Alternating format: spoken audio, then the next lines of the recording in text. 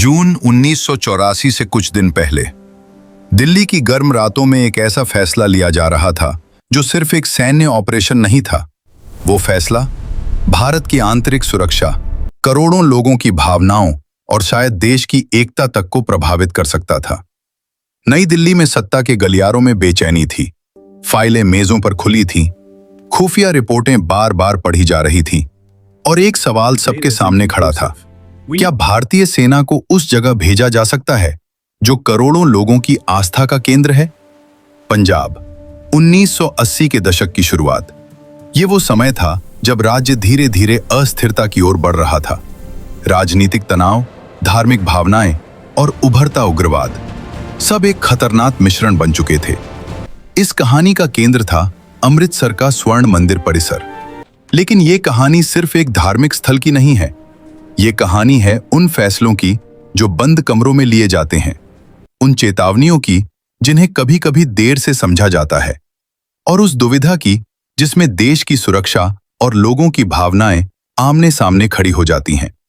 1970 के दशक के अंत में पंजाब की राजनीति बदल रही थी।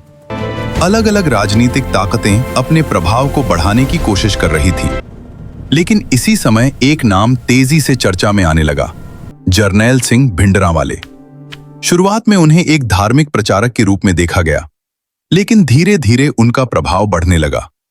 उनके भाषण, उनके समर्थक और उनके आसपास बढ़ती हथियारबंद मौजूदगी दिल्ली में बैठी सरकार के लिए यह सिर्फ एक धार्मिक आंदोलन नहीं रह गया था, ये एक सुरक्षा चुनौती बनता जा रहा था।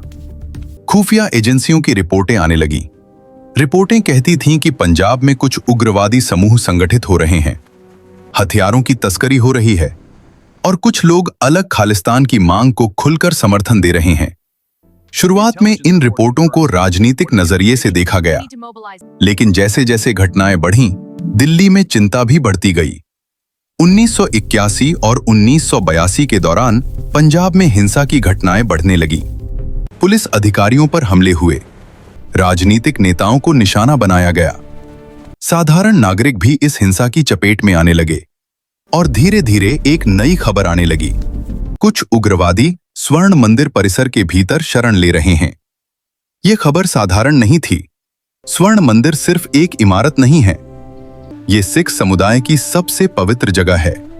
भारत सरकार के लिए यह स्थिति बेहद जटिल हो गई।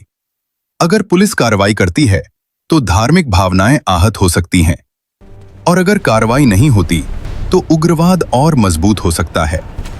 दिल्ली में बैठी सरकार अब एक कठिन दुविधा में थी। प्रधानमंत्री इंदिरा गांधी के सामने लगातार रिपोर्टें आ रही थीं। खुफिया एजेंसियां चेतावनी दे रही थीं कि स्थिति धीरे धीरे नियंत्रण से बाहर जा रही है। लेकिन सवाल यह था, क्या सेना को एक धार्मिक स्थल के अंदर भेजा जा सकता है? प्रधानमंत्री कार्यालय में कई बैठकें हुईं। इन बैठकों में प्रधानमंत्री के सलाहकार, वरिष्ठ अधिकारी और सुरक्षा विशेषज्ञ मौजूद रहते।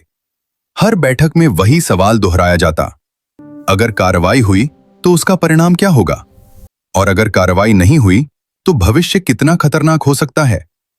इसी समय भारतीय सेना के कुछ वरिष्ठ अधिकारियों को भी स्थिति के बारे में जानकारी दी गई। सेना के लिए यह एक सामान्य ऑपरेशन नहीं था, यह सीमा पर होने वाला युद्ध नहीं था, यह शहर के बीच में होने वाली कार्रवाई भी नहीं थी। यह एक धार्मिक परिसर के अंदर संभावित सैन्य कार्रवाई थी। सेना के अधिकारी समझ रहे थे कि इसका असर सिर्फ सैन्य नहीं होगा, इसका असर देश की राजनीति, समाज और राष्ट्रीय एकता तक पर पड़ सकता है। दिल्ली में चर्चा धीरे धीरे और गंभीर होती जा रही थी। कुछ अधिकारी मानते थे कि समय रहते कड़ा कदम उठाना जरूरी है। उनका तर्क था, अगर उग्रवाद को अभी नहीं रोका गया तो पंजाब पूरी तरह अस्थिर हो सकता है। लेकिन कुछ लोग इससे सहमत नहीं थे। उनका कहना था, सेना को धार्मिक स्थल में भेजना आखिरी विकल्प होना चाहिए, क्योंकि ऐसा कदम पूरे देश में भावनात्मक प्रतिक्रिया पैदा कर सकता है। इसी दौरान एक और चिंता सामने आने लगी। खुफिया रिपोर्टों में बताया जा रहा था कि स्वर्ण मंदिर परिसर के अंदर हथियार जमा किए जा रहे हैं। कुछ रिपोर्टों में यह भी कहा गया कि परिसर के कुछ हिस्सों को किलेबंदी की तरह इस्तेमाल किया जा रहा है। अगर यह सच था तो स्थिति पहले से कहीं ज्यादा गंभीर हो चुकी थी।